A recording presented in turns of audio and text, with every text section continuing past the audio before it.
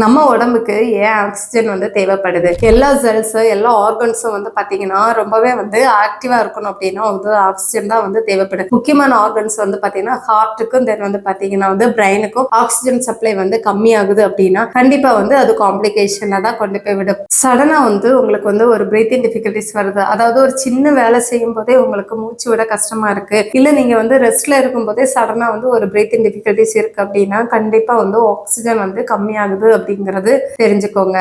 அதே மாதிரி கண்டினியூஸா வந்து ஹெடேக் இருந்துகிட்டே இருக்குது, ரொம்ப டயர்டாவே இருக்கு, தென் வந்து உங்களோட ஹார்ட் ரேட் ரொம்ப அதிகமா துடிக்குது, இந்த மாதிரி கண்டிஷன்ஸ் இருக்குது அப்படின்னா கண்டிப்பா வந்து உங்களுக்கு நம்ம உடம்புல வந்து ஆக்சிஜன் சப்ளை வந்து கம்மியா இருக்கு அப்படிங்கறத தெரிஞ்சுக்கலாம். ரொம்ப வந்து ஆக்சிஜன் வந்து கம்மி ஆயிடுச்சு அப்படின்னா வந்து நம்ம சைனோசிஸ் அப்படின்னு ஒரு கண்டிஷன்ஸ், அதாவது நம்மளோட நெயிலு நம்மளோட உதடுகள் எல்லாமே வந்து பாத்தீங்கன்னா வந்து ப்ளூயிஷ் டிஸ்கலரேஷன் ஆயிரும். அந்த மாதிரி இருந்தது அப்படின்னா இமீடியட்டா வந்து பேஷண்ட் வந்து ஹாஸ்பிட்டலைஸ் பண்ண வேண்டிய ஒரு கண்டிஷன்ல இருக்கு. அதே மாதிரி சடனா வந்து உங்களுக்கு செஸ்ட் பெயினா இருக்குது, சடனா பேஷண்ட்ஸ் வந்து மயக்கம் போட்டு விழுந்துட்டாங்க அப்படின்னாலும் கண்டிப்பா வந்து ஹாஸ்பிட்டல்ல வந்து அட்மிஷன் பண்ணணும். உங்களுக்கு ஆக்சிஜன் வேல்யூ வந்து 90க்கு கீழே போயிருச்சுனாலே நீங்க வந்து டாக்டரை வந்து போய் கன்சல்ட் பண்ணிக்கிறது நல்லது.